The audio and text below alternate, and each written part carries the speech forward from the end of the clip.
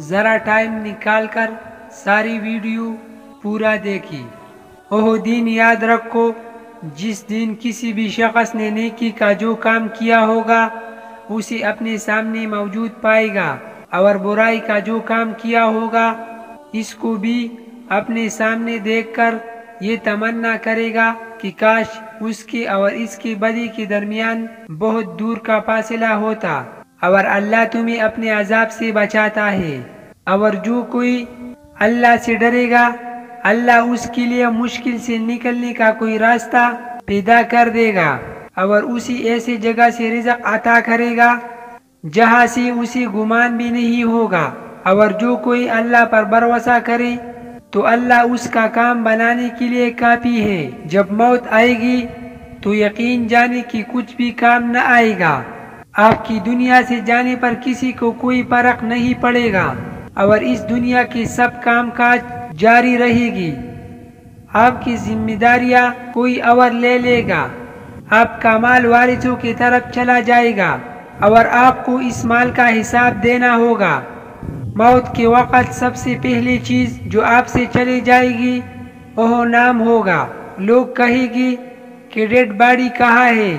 جب وہ جنازہ پڑھنا چاہے گی تو کہے گی کہ جنازہ لائی۔ جب دفن کرنا شروع کر دے گی تو کہے گی کہ میت کو قریب کر دے۔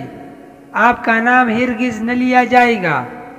مال، حسب و نسب، منصب اور اولاد کی دھوکے میں نہ آئی۔ یہ دنیا کس قدر زیادہ حقیر ہے، اور جس کی طرف ہم جا رہے ہیں وہ کس قدر عظیم ہے۔ آپ پر غم کرنے والوں کی 3 اقسام ہوگی۔ نمبر 1، جو لوگ آپ کو سرسری طور پر جانتے ہیں وہ کہے گی ہائے مسکین، اللہ اس پر رحم کرے۔ نمبر 2، آپ کی دوست چند گھڑیاں یا چند دن غم کرے گی، پھر وہ اپنی باتوں اور ہنسی مذاق کی طرف لوٹ جائے گی۔ نمبر 3، آپ کے گھر کے افراد کا غم گہرا ہوگا، وہ کچھ ہفتے، کچھ مہینے یا 1 سال تک غم کرے گی، اور اس کے بعد وہ آپ کو یادداشتوں کے ٹوکرے میں ڈال دے گی۔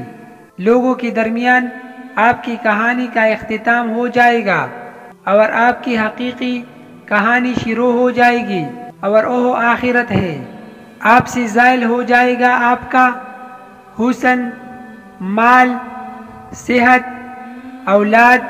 آپ اپنے مکانوں اور محلات سے دور ہو جائے گی، شوہر بیوی سے اور بیوی شوہر سے جدا ہو جائے گی۔ آپ کے ساتھ صرف آپ کا عمل باقی رہ جائے گا۔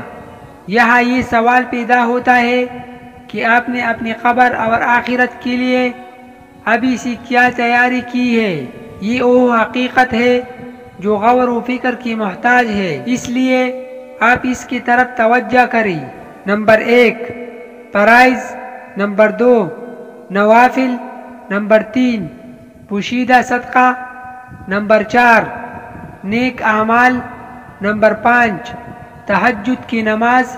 نمبر 6، اور اچھی اخلاق کی طرف، شاید کی نجات ہو جائے۔ مرنے والے کو اگر دنیا میں واپس لوٹایا جائے تو وہ صدقہ کرنے کو ترجیح دے گا، جیسا کہ اللہ کا فرمان ہے، اے میرے رب، تو نے مجھے قریب مدت تک مہلت کیوں نہ دی کہ میں صدقہ کرتا؟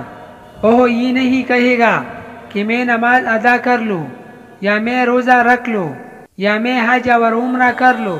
علماء کہتے ہیں کہ میت صرف صدقے کا ذکر اس لیے کرتے ہیں کیونکہ وہ اپنی موت کے بعد اس کے عظیم اثرات دیکھتے ہیں، لہٰذا زیادہ سے زیادہ صدقات و خیرات کریں۔ اور بہترین چیز جس کا آپ ابھی صدقہ کر سکتے ہیں وہ آپ کے وقت میں سے 10 سیکنڈ ہے۔ آپ خیرخواہی اور اخلاص کی نیت کے ساتھ اس ویڈیو کو دوسروں تک پہنچائیں، کیونکہ اچھی بات کہنا بھی صدقہ ہے۔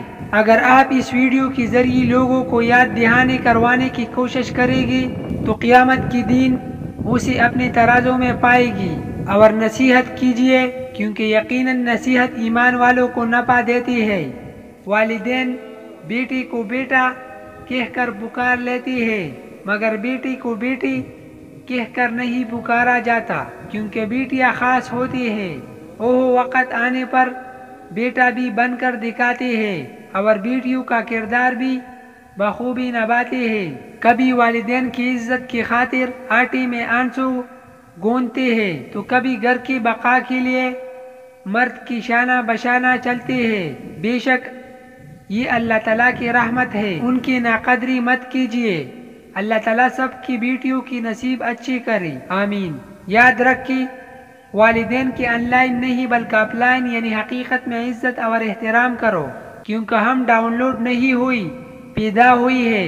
اللہ رب العزت مجھے، آپ کو اور ہم سب کے والدین گھر والوں کو صحت اور لمبی زندگی عطا فرمائی، اور جو اس دار فانی سے رخصت ہو گئی ان کو جنت الفردوس میں اعلیٰ مقام عطا فرمائی، آمین ثم آمین۔